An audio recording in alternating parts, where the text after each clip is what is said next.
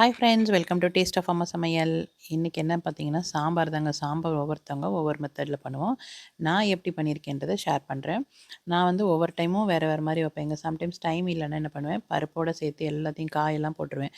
கொஞ்சம் பெருங்காயம், தக்காளி, அப்புறம் வெங்காயம், என்ன காய் சேர்க்க போகிறோனோ அதையும் போட்டுட்டு, மஞ்சப்பொடி போட்டு, கொஞ்சம் உப்பு போட்டு வேக வச்சுருவேன். வேக வச்சு எடுத்ததுக்கப்புறமா அதில் கொஞ்சம் மிளகாத்தூளும், அப்புறம் தாளிக்கிறதுக்கு கடுகு, ஜீரகம், வெந்தயம் எல்லாம் தாளித்து, பெருங்காயம், கருவேப்பிலெல்லாம் தாளித்து, அந்த காயோடு சேர்த்து பருப்பு வேக வச்சுருக்கோம் இல்லையா, அதிலேயே கொட்டிட்டு கொஞ்சமாக புளி தண்ணி சேர்த்து நல்லா ஒரு 2 கொதி கொதிச்சதுக்கப்புறம் ஆஃப் பண்ணிவிடுவேன். அது வந்து சிம்பிளாக ஒரு சாம்பார் வைக்கிறதுங்க. இன்றைக்கி என்ன பண்ணியிருக்கேன்னு பார்த்தீங்கன்னா, இப்போ தக்காளி, ஒரு சின்ன தக்காளி, அதில் கொஞ்சம் மஞ்சப்பொடி, பருப்பும் சேர்த்து வேக வச்சுருக்கேன். பெருங்காயம், கட்டி பெருங்காயம் இருக்கு இல்லையா, அது கொஞ்சம் போட்டு ஒரு 3 விசில் விட்டு ஆஃப் பண்ணிட்டேன். இது பாருங்கள், நல்லா வெந்துருச்சு. உங்களுக்கு இது கடைஞ்சி விடணுன்ற அவசியமே இல்லை. கரண்டிலே அப்படியே நல்லா இது பண்ணி விட்டிங்கன்னா போதும். ஒரு எக்ஸ்ட்ரா ஒரு விசில் விட்டிங்கன்னா போதுங்க, நல்லா வெந்துடும். அதுக்கு காய் பார்த்திங்கன்னா, முருங்கைக்காய், அப்புறம் சுண்டைக்காய் எடுத்து வச்சுருக்கேன். சின்ன வெங்காயம், மீடியம் சைஸ் தக்காளி 1. ஆல்ரெடி ஒன்று அதில் சேர்த்துட்டேன் இல்லையா, வேக வச்சது. அதனால் கொஞ்சமாக புளி வந்து வார்ம் வாட்டரில் ஊற வச்சுக்கலாம். காய் வேகிற வரைக்கும் அந்த புளி நல்லா ஊறும். இப்போ பார்த்திங்கன்னா, தாளிக்கிறதுக்கு கொஞ்சமாக எண்ணெய் சேர்த்துக்கிட்டேன். இதில் கடுகு, அதுக்கப்புறம் ஜீரகம், கொஞ்சம் வெந்தயம், இதெல்லாம் சேர்த்து நல்லா பொரிய விடுங்க. அதுக்கப்புறம் வரமிளகா 4 சேர்த்துக்கிறேன். அது வந்து ரொம்ப செவத்த உடனே கருப்பாயிடும். அதனால் அப்படியே போட்ட உடனே அதுக்கப்புறம் வெங்காயம் சேர்த்துக்கலாம்.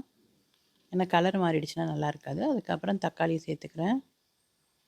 சின்ன தக்காளி தான் சேர்த்து இப்போ எல்லாத்தையும் நல்லா வதக்கி விட்டுடலாம்.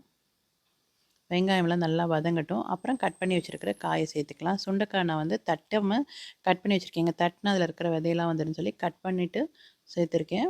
ரொம்பலாம் கசக்காது, நல்லாயிருக்கும் டேஸ்ட்டு சாம்பாருக்கு.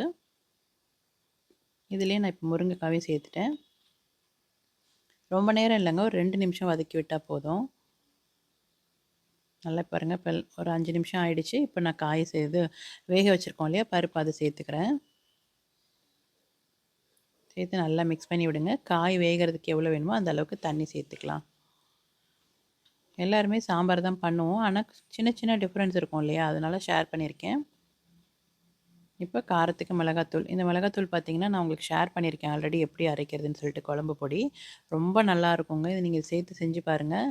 இதில் வந்து பார்த்திங்கன்னா, நான் மிளகா, தனியா, அப்புறம் வெந்தயம், கடுகு, கொஞ்சம் ஜீரகம், கொஞ்சமாக சோம்பு, கறிவேப்பிலை கொஞ்சம் எல்லாமே சேர்த்துருக்கேன். கடலைப்பருப்பு, துவரம் பருப்பு எல்லாமே சேர்த்துருக்கேன். உங்களுக்கு வேணும்னா லிங்க் கொடுக்குறேன் பாருங்கள்.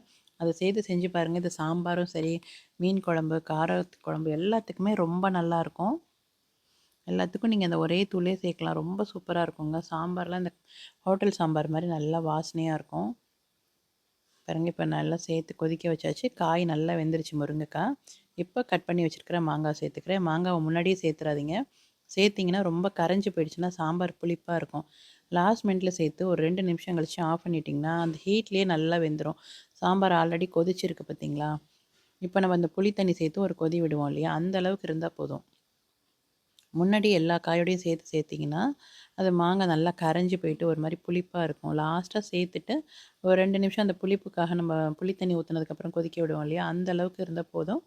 ஆஃப் பண்ணிவிடுங்க. ஹீட்லேயே நல்லா வெந்துடும். வாங்க பாருங்கள், இந்த அளவுக்கு தான், ஒரு பாதி தான் வேகணும் உங்களுக்கு, ஃபுல்லாக வேகக்கூடாது. சுண்டைக்காய் எல்லாமே நல்லா வெந்துருச்சு. இந்த சாம்பார் நீங்கள் சுடுசாத்தில் போட்டு சாப்பிட்டு பாருங்கள், அவ்வளோ நல்லாயிருக்கும்.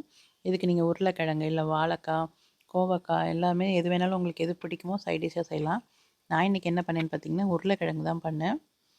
உருளைக்கிழங்கு கூட நம்ம 2 மெத்தடில் பண்ணலாங்க. நல்லா உருளைக்கிழங்கு வேக வச்சு எடுத்துட்டு, அப்புறம் கடாயில் எண்ணெய் சேர்த்து கொஞ்சம் சோம்பு போட்டுக்கோங்க, சின்ன துண்டு பட்டை சேர்த்துக்கோங்க, அப்புறம் வெங்காயம் நல்லா வதக்கி விட்டு கொஞ்சமாக இஞ்சி பூண்டு பேஸ்ட்டு, அதுக்கப்புறம் தக்காளி எல்லாத்தையும் சேர்த்து நல்லா வதக்கி விடுங்க.